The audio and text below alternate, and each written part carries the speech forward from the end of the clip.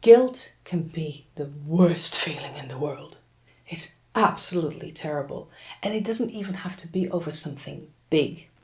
It doesn't have to be over a huge breakup. It doesn't have to be over anything more complicated than simply not returning the call of your friend. And the longer you postpone it, the more guilty you start feeling about not returning that call.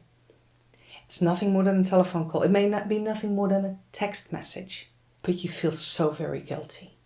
In this video, we're going to talk about what guilt actually is, what it's truly telling you, and what you can do to resolve it. My name is Crystal Vogels, and this is the Ship Psychology channel with another piece of PsychoTrivia.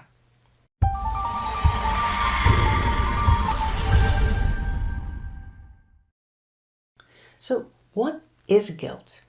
If you break it down into basic emotions, you'll find that it's not actually an emotion.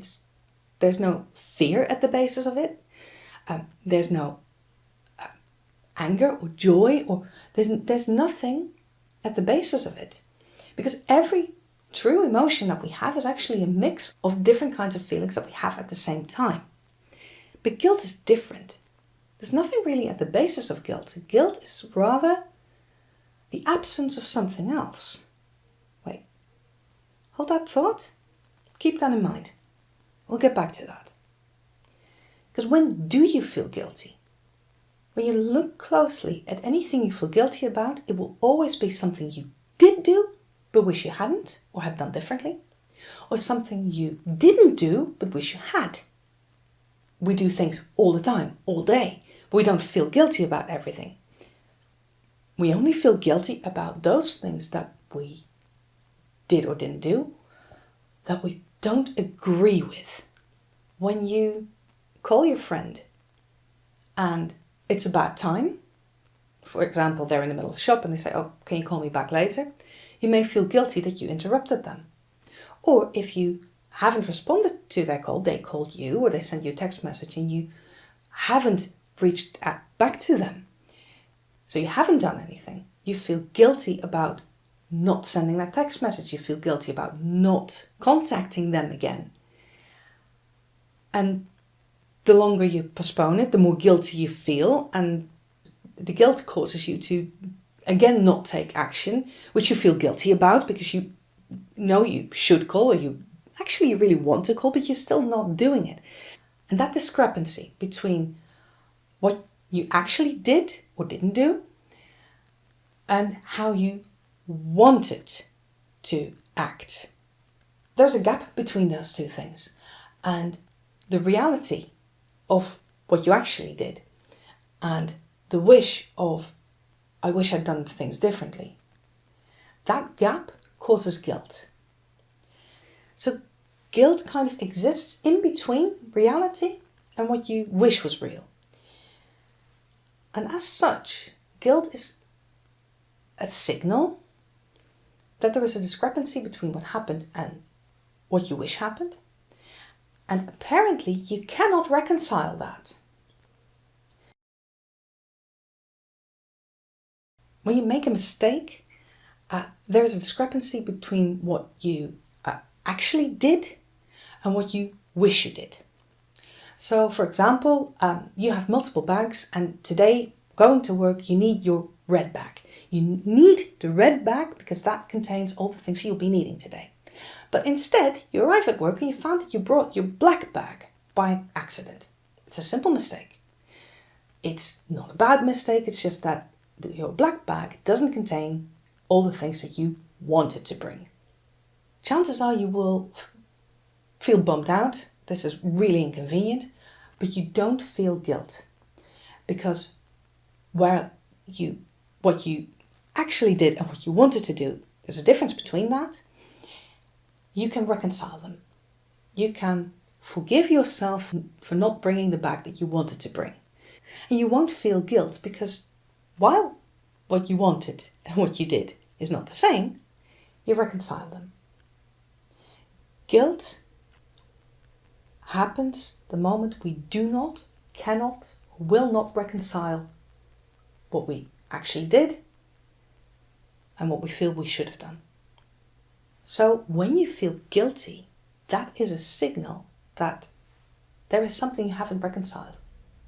There's something that happened that you wish was different.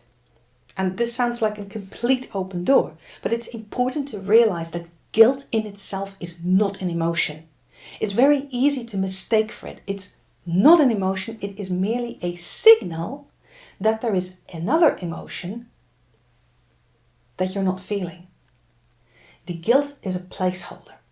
So going back to not returning the call of your friend, what makes it that you can't tell yourself, well, I simply haven't had time to reach out to my friend. I'm sure they'll understand, and I'll simply apologize for not getting back to them sooner, explain the situation, and I'm sure that they'll understand. No big deal. They are still my friend. I still care about them. They care about me. That's the moment when you reconcile not returning the call, not returning the message, and wishing you had. You can reconcile them, okay, and then you can move onward. Because guilt also freezes you in place. There is no reconciliation, so there is nothing to move forward from. Because there's two realities that exist next to each other, and they're biting. The biting is the guilt you feel. But you can reconcile these two realities. And that reconciliation takes 3 steps. And the first one is very simply to acknowledge these two realities coexisting. The reality, the actual reality where you didn't return the call, and the fact that you wished you had returned the call. And that these are two different situations and that there's a gap in between them. The second step is to acknowledge that, you don't feel happy about the fact that you didn't return the call. What you did here, you don't like that. Simply saying that, simply saying, I wish I had done it differently. But for some reason, you may not know that reason, you don't have to understand that reason. I wish I had done this, but I didn't. And this is a fact. I feel bad about it. But this is the situation as it is. And then you can take the third step, looking at, okay, what makes me feel so bad about not returning the call? Because it's not about the call. Let's face it, it's not about returning the call. It's not about returning a text message. It's much more about the implication thereof. The value you place on the action that you did or didn't do. So when you don't return your friend's call, if to you feel that, oh, I didn't return it, I'm a bad friend. It's the fear that the other may think the same way. The fear that your friend thinks, oh, well, they didn't return my call. Well, so much for a friend. That's not likely what they're thinking, but that is the fear that you have in mind. When you can acknowledge that, okay, you did something, you handled the situation one way by not doing something or by doing something. And in hindsight or in that moment, you wished you had done things differently. You wish you'd made a different choice. Acknowledging that this is a fact and that the clash, the discrepancy is also a fact. That will reduce the feeling of guilt because now there's space to acknowledge the actual feeling. The fear that you alienated a friend. The loneliness perhaps for yourself that you're afraid of. But that is the actual emotion behind it. There is another actual emotion behind the guilt. The guilt is only a placeholder, a reminder to say, look, there was this situation, that's not reconciled. It's still up in the air, what do we do with this? And if you continue to focus on the guilt, on feeling guilty, rather than on the emotion that caused the discrepancy in the first place, you can end up feeling guilty for years. And it's not necessary. It's not necessary. That is something that I help people to realize, that I help them to do. And now you have this information. You know, whenever you feel guilty about something, that's just a bookmark, just a placeholder. Because really there's a different emotion beneath it. You can find that emotion, and it can be very simple. It doesn't have to be anything big. It can be a very simple emotion. But when you find that, you can dismantle the guilt, because then the guilt serves no purpose anymore, because the actual emotion is acknowledged. Then the placeholder has no function anymore, so the guilt disappears. And the same is true for shame. That works a little differently, and that's why it gets its own video. See you next time.